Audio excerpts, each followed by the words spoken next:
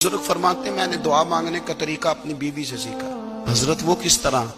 फरमाने लगे मेरी बीवी ने ना मुझे कोई काम बताया, कुछ पैसों की जरूरत के लिए कहा, तो मैंने उसे कहा कि भाई अभी मेरे पास नहीं है, कुछ दिनों में आते हैं तो मैं दे दूंगा।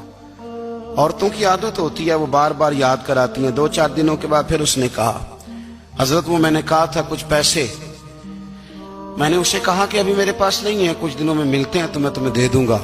उसने कुछ दिनों के बाद फिर कहा हुजूर वो मैंने कुछ पैसे कहे थे। फरमाते मैंने डांट दिया, मैंने कहा कि क्या तू रोज मुझे शर्मिंदा करती है, कहा ना मेरे पास नहीं है, होंगे तो दे दूंगा, तू रोज याद कराती है। फरमाते उसने पहले तो मेरी डांट को सहा,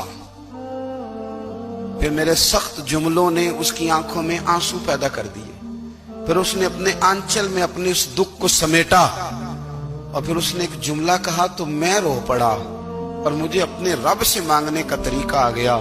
मुझे कहने लगी हजरत जी आपने डांट दिया, मैंने सह लिया, पर आप ही मेरे शौहर हैं, बताएं ना, आपसे न कहूं तो मैं किस से जाके कहूं।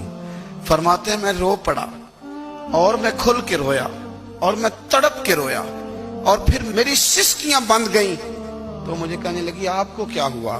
मैंने कहा मुझे भी दुआ मांगनी आ गई है। जब मैं उसे कहूंगा ना अल्लाह तू ही मेरा रब है, मैं तुझसे न कहूं तो मैं किससे जाके कहूं, मैं क्यों किसी बंदे से सवाल करूं, मैं क्यों किसी दुनियादार से कहूं, मैं तेरे बंदों का नेक बंदों का वसीला लेके तेरे महबूब की गुलामी लेके तेरी बारगाह में आया, तुझसे ना मांगूं तो किससे मांगूं। समझ आ गई है, जब मैं इस रंग में मांगूंगा तो तेरा रब मेरे ऊपर बड़ा ही फजल फरमाएगा।